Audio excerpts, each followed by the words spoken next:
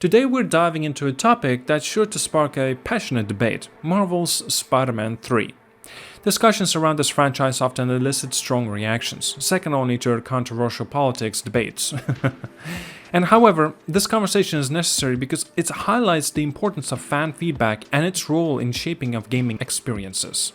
So, when we encounter something exceptional, it's natural to expect subsequent experiences to match or exceed that level of quality. This principle applies to the gaming, and it's one of the reasons why Marvel's Spider-Man 2 faces some backlash despite its strong points. Fans adored the original Marvel Spider-Man and Miles Morales. Both games set very high standards, making Spider-Man 2 a product of elevated expectations. And for many, Miles Morales was a refreshing expansion of the Spider-Man's universe. Set during a snowy New York winter, it provided a small-scale, character-driven narrative that complemented the main story. Now, while it had a compact runtime, it avoided feeling like a glorified DLC, and instead stood as a robust, standalone entry. However, when Spider-Man 2 arrived, some fans were left disappointed. Critiques ranged from how the symbiotic arc was rushed to dissatisfaction with Venom's portrayal and lack of character development. Add to this on the uncertainty around the DLCs and post-launch content, which felt lackluster compared to the robust offerings of the original game, and it's clear why fans had mixed feelings. Looking ahead to Spider-Man 3, Insomniac Games faces a monumental challenge, unlike Spider-Man 2, which could lean on the relatively clean slate. The third game inherits the web of the unresolved storylines and dangling plot threads. Characters like Chameleon, Carnage, and Norman Osborn just demands attention. Additionally, there's a matter of Miles Morales' role, Peter Parker's retirement, and the teased Spider-Verse connections. Each of these narrative elements must be addressed while crafting a cohesive and compelling new story. This situation mirrors the predicament faced by Batman Arkham Knight.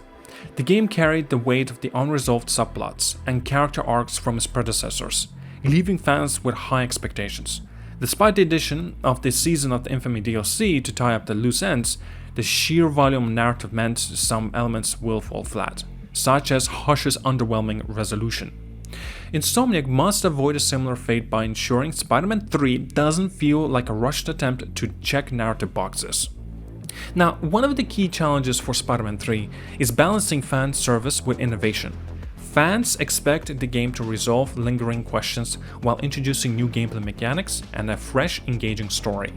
For an example, the anti-venom suit and symbiote mechanics in Spider-Man 2 were highlights for many players, providing unique combat and traversal opportunities. However, Insomniac must now move beyond these features, offering equally innovative mechanics without feeling like a rehash of the past games. And additionally, the narrative needs to balance Peter and Miles effectively. While both are undeniably Spider-Man, the second game struggled to give Miles a substantial narrative role outside of the Martin Lee subplot. Moments where Miles overshadowed Peter, seemingly for the sake of the plot convenience, frustrated some of the fans. In Spider-Man 3, both characters need meaningful arcs that feel organic and interconnected. Another significant factor is the issue of the time and resources. Spider-Man 2 reportedly had a development budget of around $300 million, including marketing, of course, a staggering amount even by AAA standards. Despite this, some ideas were left on the cutting room floor, and development challenges led to the compromises. If similar constraints impact Spider-Man 3, it could struggle to meet fan expectations. Moreover, Insomniac must contend with the weight of the industry trends and fan expectations. The game landscape has changed dramatically, and fans demand both technical excellence and meaningful narratives. The inclusion of controversial or divisive elements, such as the absence of police in Spider-Man 2 due to the criticisms of propaganda, demonstrates how external pressures can influence creative decisions. Striking a balance between addressing legitimate concerns and maintaining the integrity of Spider-Man universe will be quite crucial. One of the most intriguing aspects of Spider-Man 3 is how it can handle the unresolved threads from previous games, and such as, for an instance, Norman Osborn's transformations. The seed of Norman becoming Green Goblin has been sown, and fans expect this to be a central plotline. Harry Osborn's fate after the events of Spider-Man 2, Harry conditions remains a major question mark. How will his story intersect with Norman's and of course Peter's?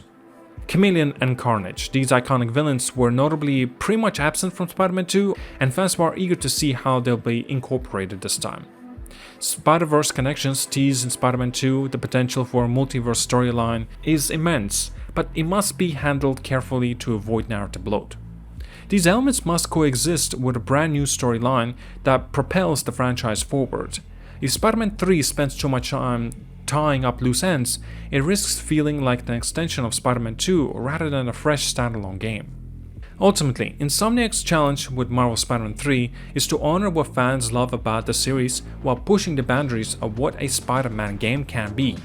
The studio has demonstrated its ability to deliver exceptional gameplay and storytelling, but this third installment represents a turning point. The narrative stakes are high, and gameplay needs to innovate, and the studio must navigate the delicate balance between addressing fan concerns and staying true to its creative vision. Whether Marvel's Spider-Man 3 is in trouble is up to debate.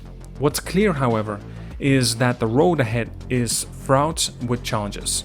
If Insomniac can learn from missteps of Spider-Man 2, listen to the fan feedback, and leverage the lessons of the past games, there's every reason to believe that the third installment could be a triumph. For now, the question remains: can Insomniac deliver a Spider-Man experience that lives up to the immense expectations of its fan base? Time will obviously tell. Do let me know as well down in the comments regarding this. I'd love to read it. And at that, thank you so much for watching, like and subscribe, and I'll see you guys all later.